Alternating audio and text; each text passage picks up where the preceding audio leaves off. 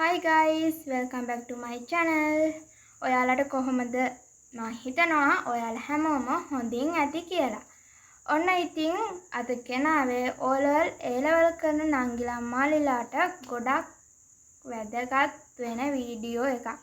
Sorry, O-level කරන නංගිලා මාලිලාටයි A-level කරන අයියා අක්කලාටයි වැදගත් වෙන වීඩියෝ එකක්. මම අද ගෙනාවේ past paper වලින් කොහොමද අපි පාඩම් කරන්නේ කියලා. එහෙනම් අපි බලමු කොහොමද past paper වලින් අපි පාඩම් කරන්නේ කියලා. හැමෝම වීඩියෝ එකත් එක්ක දිගටම එකතු වෙලා ඉන්න.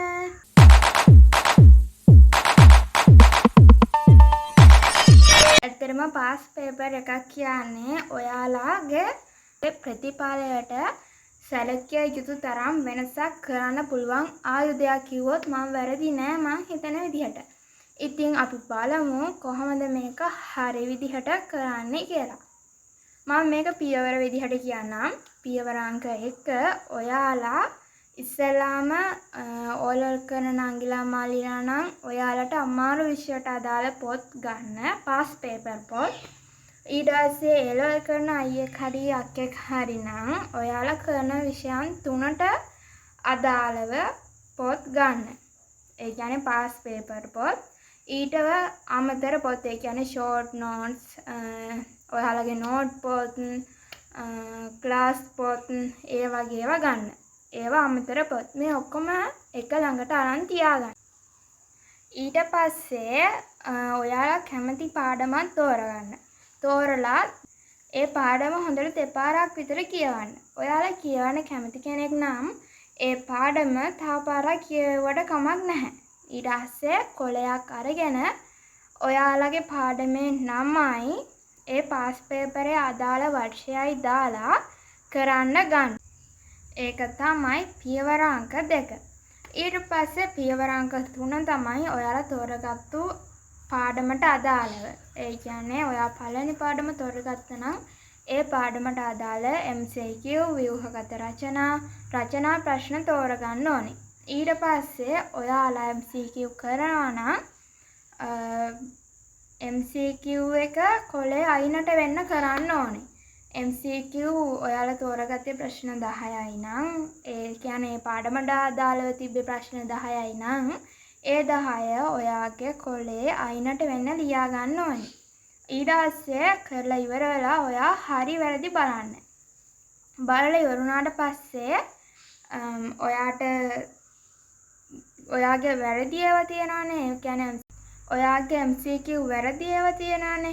ඊට පස්සේ ආපහු නෝට් එක කියවලා බලලා ඔයාලා ඒක වරදින්න හේතුව මොකක්ද කියලා අර අපි MCQ අයිනකින් ලිව්වේ. එතකොට ඉතුරු පැත්ත තියෙනවා. ඒ කියන්නේ MCQ එක ලියන්නේ එච්චර ඉඩ යන්නේ නැහැ. ඒ නිසා ඔයාගේ MCQ වැරදි MCQ එක ඉස්සරහින් ඔයාගේ උත්තරේ විවරණය ලියන්න ඕනේ. ඔයාගේ උත්තරේ වැරදි හරි එක මෙහෙමයි කියලා ලියන්න ඕනේ විවරණේ. ඊට පස්සේ එතන විවරණයේ පොඩි නෝට් එකක් වගේ එතන දාගන්න. ඊට පස්සේ ඔයා ආපහු පාඩම් කරනකොට ඒ විවරණෙත් එක්කම පාඩම් කරන්න ඕනේ past paper. දැන් ඔයා ඒක උත්තර පත්‍රයෙන් බලලා දැන් එක ප්‍රශ්නයක් තියෙනවා උත්තරේ 3. 3 ලියන්න නැතුව ඔයා ලියලා තියෙන්නේ 4. හැබැයි උත්තර පත්‍රයෙන් බලලා ඔයා 3 උත්තරේ කියලා ලියුවට කිසිම වැඩක් වෙන්නේ නැහැ. ඒ නිසා ඔයාගේ නෝට් එක කියවලා එතන පොඩි නෝට් එකක් දාගන්න ඕනේ. ආපහු පාඩම් කරන්නත් පුළුවන් වෙන විදිහට. ඔයාලා සෙකන්ඩ් පේපර් එක කරනකොට පොඩි තීරුවක් තියාගන්න ඕනේ කොලේ අයිනකින්. ඒ තීරුවේ ඒ ප්‍රශ්නට අදාළ අංකයයි ඒ ප්‍රශ්නේ තියෙන අවුරුද්දයි ඔයාලා ඒ තීරුවේ ලියා ගන්න ඕනේ. ඊට පස්සේ ඒක ලියාගත්තට පස්සේ ඔයාලගේ රචනා ප්‍රශ්න ටික එක දිගට කරගෙන යන්න. කරලා ඉවර වෙලා ඔයාලට බැරි ප්‍රශ්න තියෙනවා නම් නෝට් පොත බලලා ලියුවට කමක් නැහැ. ඔයාලා උත්තර ගොඩනගා ගත්තී උත්තර පත්‍රයේ බැලුවට කමකුත් නැහැ. හැබැයි ඔයාගේ උත්තරේ ආපහු බලන්න පුළුවන් වෙන්න ඔයාලා ලියන්න ඕනේ. ඉතින් ඔන්න ඔය විදිහට ඔයාලා past paper එක විෂයකින් 10ක් විතර කරලා යන්න ඔයාලට වෙනසක් තේරෙවි.